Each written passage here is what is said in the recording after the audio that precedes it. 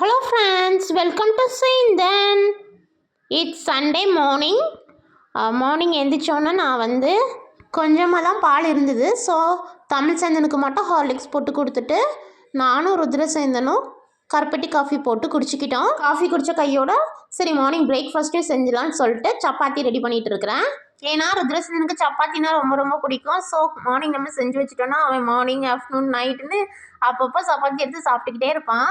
அதுக்கு நான் வந்து சைடிஷ்க்கு வந்து சால்னா ரெடி பண்ணிக்கிட்டேன். பட் நான் கட்டியாக தான் நான் ரெடி பண்ணிக்கிட்டேன். ஏன்னா நாங்கள் நிறைய செஞ்சுட்டு அது வேஸ்ட்டாக தானே போகும். ஸோ வந்து தண்ணியாக வைக்கலாம்.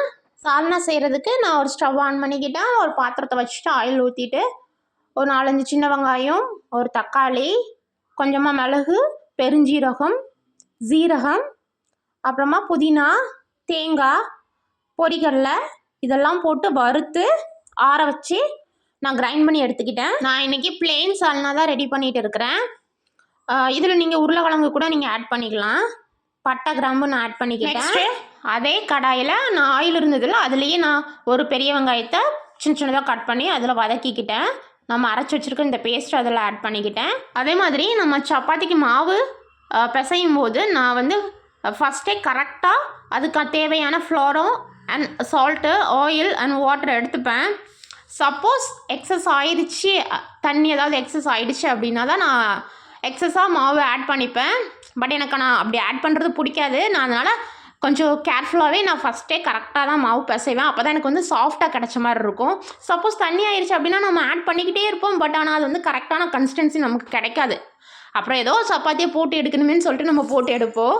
எதுக்கு நான் சொல்கிறேன்னா, ஆக்சுவலாக நான் லாஸ்ட்டு ஒரு பீட்ரூட் ஸ்நாக் வந்து நான் உங்களுக்கு செஞ்சுருப்பேன். பீட்ரூட் பணியாரம். அது ஆக்சுவலாக நான் சப்பாத்திக்குன்னு தான் ரெடி பண்ணேன் பீட்ரூட்டு.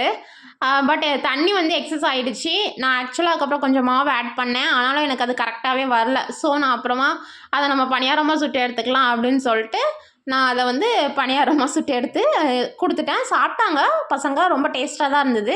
சப்பாத்தி தேய்க்கும் போது தமிழ் சேந்தன் நானும் தேய்ப்பேம்மா அப்படின்னு சொல்லிட்டான். ருத்ர சேந்தனும் ஏம்மா நானும் தேய்க்கிறேம்மா அப்படின்னு சொன்னால். ஸோ ஆளுக்கு ஒரு சப்பாத்தியை தேய்ச்சிட்டு நாங்கள் சுட்டு எடுத்துக்கிட்டோம்.